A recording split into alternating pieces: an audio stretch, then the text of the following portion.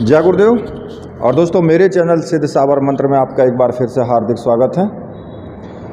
और देखिए, आज जो मैं आपके सामने साधना बताने वाला हूँ वो लॉटरी साधना है। क्योंकि मुझे बहुत बार मैसेज भी किया गया, कमेंट भी किया गया कि गुरुजी लॉटरी साधना के ऊपर कोई वीडियोज़ दीजिए, और हम लॉटरी साधना से ऐसा नंबर जानना चाहते हैं कि जो हमारी लॉटरी में हमें मदद करे।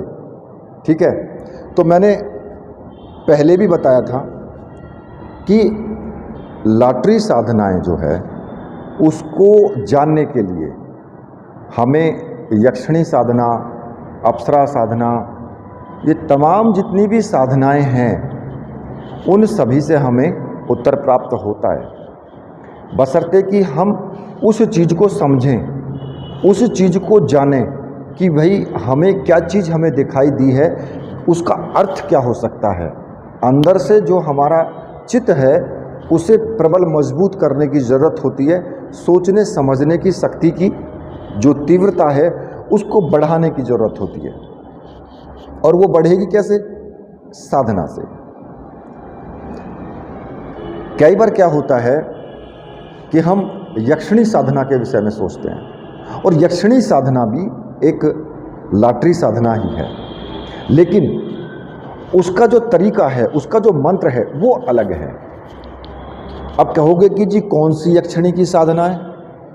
तो इसमें किसी विशेष नाम से मतलब नहीं है कि किसी विशेष नाम से कोई यक्षिणी साधना है। इसमें मुख्य रूप से केवल यक्षिणी नाम से ही साधना होती है, और वो साधना जो यक्षिणी नाम से होगी, जो वास्तव में उस मंत्र की देवी है, जो आपको उसका उत्तर देगी, वो उसी की साधना है और वही आएगी। ठीक है, तो इसमें किसी नाम से साधना नहीं होगी कि कोई यक्षिणी नाम से, विशेष नाम से कोई साधना होगी। ठीक है, इसमें सिर्फ विशेष जो होगा वो मंत्र होगा। अब आप कहोगे कि जी यक्षिणी साधना करने में तो डर लगता है, या कुछ अनुभव ऐसे आ सकते हैं, या फिर कोई भूत प्रेतनी आ जाए। तो देखिए, मैं एक बात आपको पहले भी बताई थी, अब भी बता रहा हूँ। जब भी कोई तुम साधना करते हो, उसी के गण होते हैं, वही देवी या देवता होते हैं जो आपको साधना से भटकाने की कोशिश करते हैं। ना तो कोई भूत प्रेत आता, ना कोई पिशाच आता, क्योंकि आप जिसकी साधना कर रहे हो भाई वही तो आएगा, जिसको आप बुला रहे हो वही तो आएगा। दूसरे को क्या ज़रूरत पड़ी आने की? तो इसलिए वो चीज़ अपने दिमाग में बिल्कुल भी ना लाएं कि भाई ऐसा हो सकता है या वैसा हो सकता है। कुछ भी नहीं होगा और कैसा भी नहीं होगा। सिर्फ आपको साधना होगी, साधना में आपको जो उत्तर आपको चाहिए वो उत्तर आपको अवश्य मिलेंगे। और ये एक यक्षिणी साधना है। इस साधना के द्वारा आप अपने किसी भी प्रकार का उत्तर आप प्राप्त कर सकते हैं, और वो आपको उस प्रश्न का उत्तर देगी, 100% देगी। क्योंकि यक्षिणी साधना तीव्र साधना होती है, अनुभव तीव्र आते हैं, और तीव्रता के साथ में साधना सिद्ध भी होती है। तो इसलिए जो ये साधना है, ये साधना मुख्य रूप से लॉटरी साधना भी कही जाती है, और प्रश्नों के उत्तर को जानने के लिए भी साधना कही जाती है। अब आप का प्रश्न कैसा है, आपको उसी प्रकार का उसमें उत्तर मिलेगा।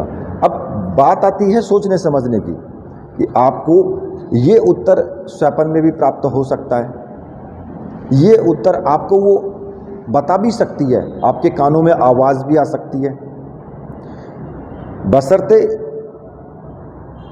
मतलब कि आपको समझना है उस चीज़ को। और वो समझ कैसे आएगी? वो साधना करने से आएगी। और जितनी ज़्यादा साधना करोगे उतने ही प्रश्न का उत्तर आपको सटीक मिलेगा और स्पष्ट रूप से मिलेगा। जो यक्षिणी साधना है वो बहुत ही जल्दी प्रसन्न होने वाली साधना है, और पूर्ण रूप से कृपा करने वाली ये देवी है। इसमें साधक को जो है प्रेमी का भाव से या मित्र भाव से साधना करनी है। ठीक है, अपना जो भाव है अंदर का, वो या तो प्रेमिका का भाव हो या मित्र का भाव हो, उस भाव से साधना करनी है और मंत्र जप करना है। और साधना के दौरान या रात्रि में स्वप्न में साधक को विशेष जानकारी इसमें प्राप्त होती है।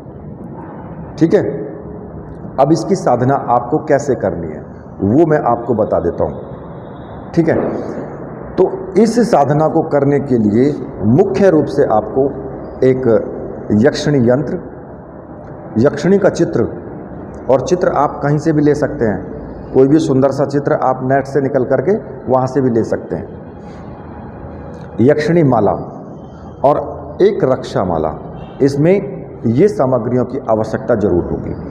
ठीक है, और इस प्रकार की सामग्री मंत्र सिद्ध प्राण प्रतिष्ठा युक्त होनी चाहिए। अगर ये सामग्री आपको चाहिए तो मैंने व्हाट्सएप नंबर अपना ऊपर दिया हुआ है वीडियो में, आप वहाँ से व्हाट्सएप कर सकते हो और ये सामग्री आप प्राप्त कर सकते हो। ठीक है, और इस साधना में किसी भी प्रकार के डरने की आवश्यकता आपको नहीं है। अब आपको क्या करना है, किसी भी शुक्रवार की रात्रि में 9 बजे, मतलब 9 बजे के बाद स्नान आदि कर लें और कैसे भी वस्त्र धारण करें, किसी भी रंग का आसन बिछा लें और किसी भी रंग का कपड़ा अपनी चौकी पर बिछा लें। ठीक है, केवल काले रंग के नहीं होने चाहिए, बस किसी भी रंग के हों। पूर्व दिशा की तरफ मुख करके बैठ जाओ या उत्तर दिशा की तरफ मुख करके बैठ जाओ। अपने घर में ही ये साधना कर सकते हो, कहीं बाहर जाने की आवश्यकता नहीं है, और उसी में कमरे में जहाँ पर आप पूजा करते हो वहाँ भी कर सकते हो। आपको क्या करना है कि चित्र भी रख दें, चौकी पर कपड़ा बिछा दें, स्नान आदि करके, और गुलाब के पुष्प रख लें। गुलाब के पुष्प, सुगंधित अगरबत्ती, धूप बत्ती और घी का दीपक जलाएं एक, और कुमकुम या केसर से टीका करने के लिए वो भी रखें। अक्षत यानी चावल वो भी रखें चढ़ाने के लिए। और सबसे पहले आपको क्या करना है, सबसे पहले आपको भगवान गणपति को स्मरण करना है। वक्रतुंडाय महाकाय सूर्यकोटि संप्रभम निर्विघ्नं कुरु मे देव सर्व कार्येषु सर्वदा। उनकी पूजन करना है, उनको पुष्प चढ़ाएं, धूप दीप टीका लगाएं, और गणेश जी का जो मंत्र है वक्रतुंडाय हुम, इस मंत्र का एक माला का जाप जरूर कर लें। इसके बाद आपको गुरु मंत्र का जाप करना है, गुरु जी का पूजन करना है। ठीक है, और मैंने देखिए बार बार मुझे बताना पड़ता है, मैंने बहुत सारी साधनाएं बताई हैं और उनमें मैंने बताया भी है कि कैसे गुरु पूजन आपको करना है। गुरु आपके अगर बनाए हुए हैं, उन्होंने गुरु मंत्र दिया है, तो गुरु आपके वही रहेंगे, उन्हीं का पूजन करेंगे। अगर गुरु नहीं है तो भगवान शिव को गुरु मान करके साधना की जा सकती है, ये किसी प्रकार की कोई प्रॉब्लम नहीं है। गुरु जी का पंचोपचार पूजन करें। अब पंचोपचार पूजन में क्या होता है, उनको पुष्प चढ़ाएं, चावल चढ़ाएं, उनको टीका लगाएं, धूप दीप दिखाएं और गुरु जी का आशीर्वाद लें। मन ही मन उनसे आज्ञा लें कि गुरुदेव मैं ये साधना करने जा रहा हूँ और इसमें मुझे पूर्ण सफलता प्राप्त हो, ऐसा मुझे आप आशीर्वाद दीजिए। ठीक है, और जो गुलाब के पुष्प हैं, इत्र ले लें, थोड़ा सा इत्र यानी सेंट वो भी ले लें, और थोड़ा सा इत्र जो है वो दीपक में टपका दें एक बूंद, और जो यंत्र है, यंत्र को एक स्टील की प्लेट में रख दें और वहाँ भी उस यंत्र का फिर आपको पूजन के वक्त उस यंत्र पर भी एक फोहा इत्र का लेकर के चढ़ाना है फिर आपको। ठीक है, उससे पहले जब गुरु जी का पूजन कर लें तो गुरु मंत्र का कम से कम एक माला का जाप आपको जरूर करना है। और अगर गुरु भगवान शिव हैं तो फिर ओम नमः शिवाय मंत्र का आपको एक माला का जाप जरूर करना है। ठीक है, और आगे भी कर सकते हो, ऐसा कोई ज़रूरी नहीं है कि एक माला का करो, 2 माला, 3 माला, 5 माला, जो भी आपकी इच्छा हो उतनी कर सकते हो। जब गुरु जी का पूजन हो जाए, मंत्र जाप हो जाए, तो उसके बाद आपको भगवान भैरव का मन ही मन स्मरण करना है, ध्यान करना है, मन ही मन मानसिक रूप से ध्यान करना है, हाथ जोड़ करके। और केवल एक माला का आपको जाप करना है भैरव मंत्र का। वो मंत्र है ओम रीम बटुकाय आपदुद्धारणाय कुरु कुरु बटुकाय रीम ओम। इस मंत्र का एक माला का जाप करना है और भैरव जी से प्रार्थना करनी है कि जो मैं साधना कर रहा हूँ वो मेरी साधना निर्विघ्न रूप से समाप्त हो जाए। अगर किसी प्रकार का कोई विघ्न आए तो आप उसमें मेरी सहायता करें। ठीक है, जब आप इतना कर लें तो जो यंत्र है यक्षिणी यंत्र, वो जो यंत्र होगा वो यक्षिणी यंत्र के नाम से ही होगा। बस उस यंत्र का आपको पूजन करना है। धूप दीप दिखाएं, उस पर इत्र चढ़ाएं, पुष्प चढ़ाएं, चावल चढ़ाएं, टीका का लगाएं, उस पर कुमकुम का या फिर केसर का या फिर सिंदूर का, जो भी आपके पास है उसका टीका लगाएं। उसी प्रकार से आपको चित्र का भी पूजन करना है। ठीक है, जब आप इतना काम कर ले तो रक्षामाला को अपने गले में धारण कर लें। ठीक, जब रक्षामाला को आप गले में धारण कर लेंगे और जो यक्षिणी माला है उस माला से आपको जाप शुरू कर देना है। ठीक है, उस माला से आप जाप करेंगे और इसमें आपको 11 माला का जाप करना है। 11 माला का जाप 11 दिन तक लगातार करना है। अब जो मंत्र है वो आपको जपना है, तो उस मंत्र को मैं आपको बता देता हूं। तो देखिए, मंत्र इस प्रकार से है ओम ह्रीम श्रीम वालिलम बाहुली छाम छीम छूम छैम छह स्वाहा। इस मंत्र का आपको 11 माला का जाप करना है और 11 माला का जाप करने के बाद आपको वहीं पर सो जाना है। और जो ये यंत्र है ना, जो मैंने आपको यक्षिणी यंत्र बताया है, ये यंत्र ताबीज रूप में आएगा, ताबीज रूप में होगा ये, और इसको अपने गले में धारण कर लेना है साधना पूर्ण होने के बाद। और आप जमीन पर सो जाएं उसके बाद, और फिर आप देखें कि आपको रात्रि में ज़मीन पर जब आप चटाई बिछा करके वहाँ पर सो जाएंगे और आपको अकेले ही शयन करना है, अकेले ही वहाँ पर लेटना है।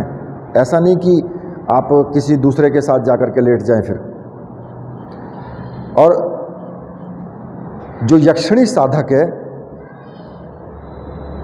उससे यक्षिणी प्रसन्न होती है, यक्षिणी साधक से, और वो स्वप्न में या आपको जागृत अवस्था में प्रकट हो करके और धन प्राप्ति के विशेष मार्ग आपको अवश्य ही स्पष्ट रूप से बताएगी कि आपको ये करना चाहिए, तब आप उन्नति करेंगे। अगर आप किसी कारोबार में हैं तो वो आपको कारोबार में आगे बढ़ने के तरीके आपको बताएगी। अगर आप लॉटरी खेलते हैं तो वो आपको नंबर बताएगी। मतलब कहने का ये है कि वो आपकी सहायता करेगी ही करेगी। और इस साधना में गुलाब के पुष्पों का या किसी भी रंग के पुष्पों का हार जरूर होना चाहिए। एक गले में पहनने के लिए माला, अपने गले में पहनने के लिए माला आप रखें। अगर 11 दिन कर रहे हैं तो 11वें दिन 2 माला ला करके रखें।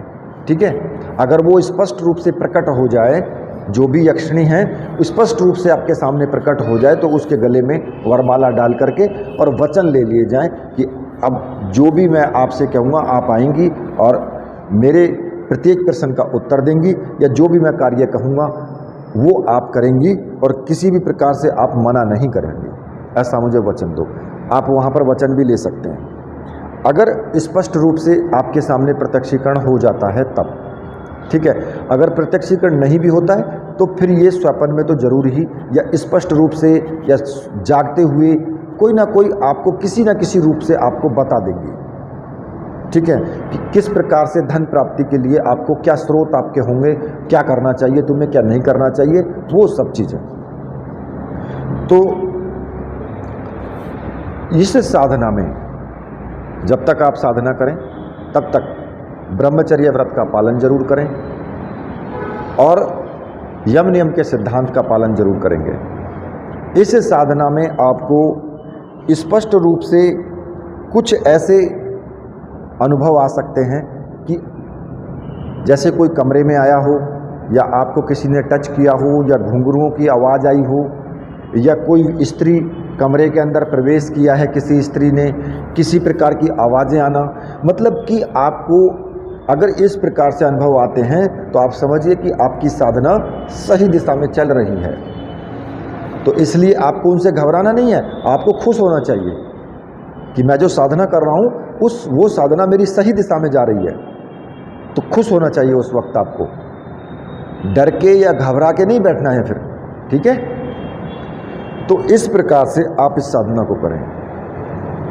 इसी के साथ अब मैं वीडियो को यहीं पर समाप्त करता हूं। तो मेरे साथ बोलिए, बोलिए वीर बजरंगबली हनुमान जी महाराज की जय, बोलिए मेरे परमहंस गुरुदेव की जय।